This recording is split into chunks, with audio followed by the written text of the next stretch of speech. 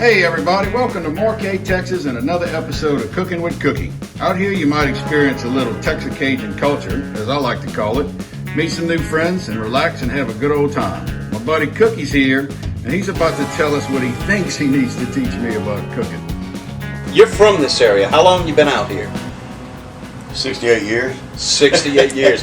So you know a thing or two about cattle and about beef and... Yeah, my grandfather and his father before him. My parents came here in 1820, my grandparents and my family. And his brother, his two brothers and him came to this area and farmed at one time 10,000 acres. And just through attrition and marriages and divorces and shit, everybody's down to about 300, 400 acres of beef. So Bubba, you know about these right here, huh? Little tomahawk steaks. Used to butcher them used to got those at my grandfather had a grocery store and a meat market in town here. That's when we had about, I don't know, 2,500 people. We're down to about 300.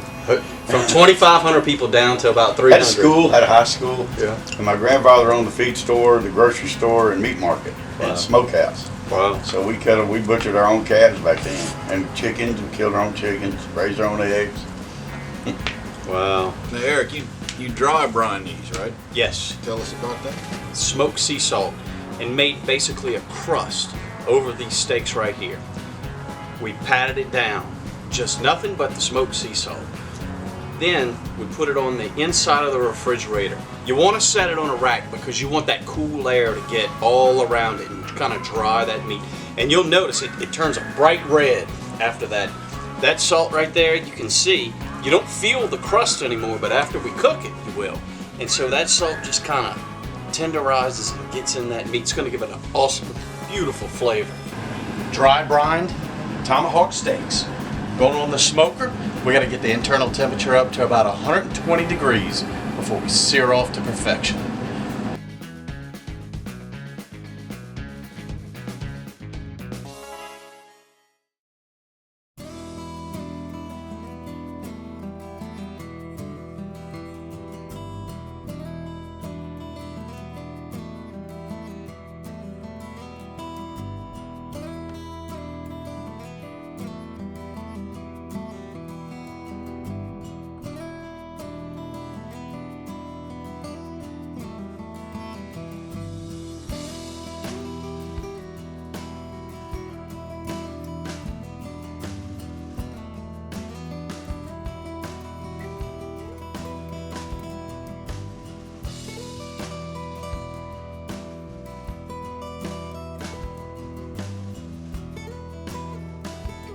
Here, this big one, that was the firebox to it when I originally built it, that other pit.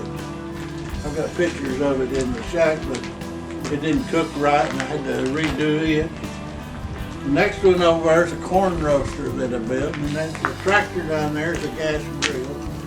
Then there's two.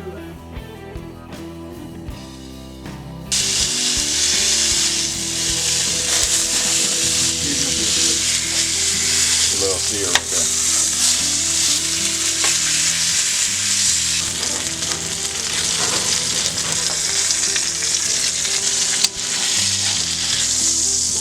Or if you have a good friend that passes, you can always go ahead and take care of everything. I am ordained, I do funerals and weddings.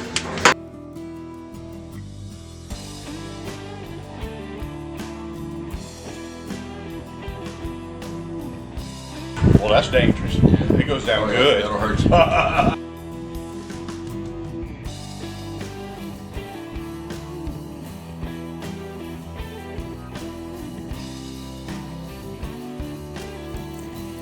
Phenomenal. Gorgeous. Scrumptious. Excellent.